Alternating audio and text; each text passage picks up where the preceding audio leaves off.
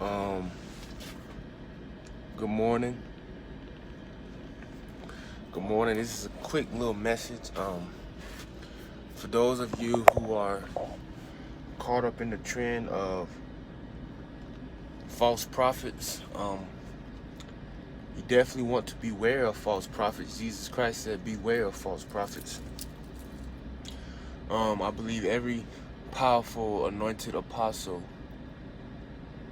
or let's just say disciple of Jesus Christ, is aware of false prophets. They know who they are. But far as going and exposing them and talking about them, wasting your time on them, it is pretty much useless, and it takes away from the purpose, the mission, you know what I'm saying? And our mission is to, spread the gospel. We have jobs, we are to work, but our mission is to preach the gospel of Jesus Christ. Doing real estate, it's not a problem. I don't see the problem in that. Having an account with stocks, not a problem. Being in the army, it's not a problem. The problem is when you stop spreading the gospel.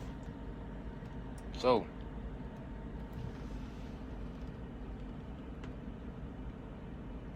that's the problem, excuse me. That's the mission. And when we go and talk about these false prophets, it takes away from the mission. I believe with all my heart, we need to stop worrying about who's the false prophets. You know what I'm saying? Making all these videos about this person a false prophet, that person a false prophet. When really, okay, let's go biblical on the situation about these false prophets, right? If somebody's a false prophet, I always mention this, but King David, King Saul tried to kill King David multiple times. And King Saul was anointed to be a king. But after a while, the word says that the spirit, the anointing of God left King Saul. And King Saul was trying to kill King David. Is he crazy? You trying to kill King David? Now, you can't tell me he was truly a man of God trying to kill another man of God. You can't tell me that. But the thing is that King David kept calling King Saul the anointed of God, even when King David had a chance to kill King Saul. I truly believe if it would have been me in that situation, I probably would have killed King Saul for trying to kill me. But that's beside the fact. King David handled this situation in a humble manner. He kept calling King Saul the anointed of God, even though King Saul clearly was not a man of God no more. King David didn't go around shouting out saying, King Saul is a false prophet. King Saul is a fake, a phony. He didn't do that. With the Apostle Paul, he speaks about in Philippians 1, verse 15. Philippians 1, verse 15. Philippians 1, verse 15.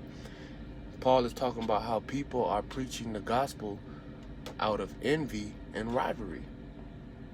But then, as he goes on, he says in that same chapter that it doesn't matter if someone is preaching out of rivalry or if they're preaching it with good intentions. He's glad they're just preaching the gospel.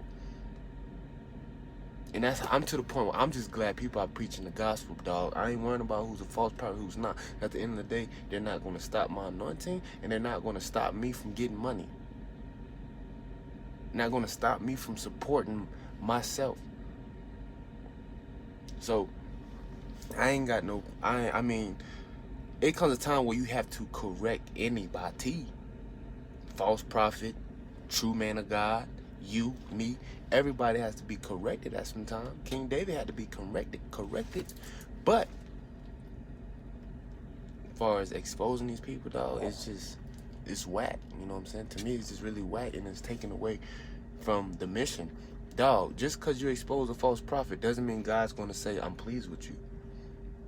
We can only please God by faith, not by exposing people and all that. So that's what I want to speak on.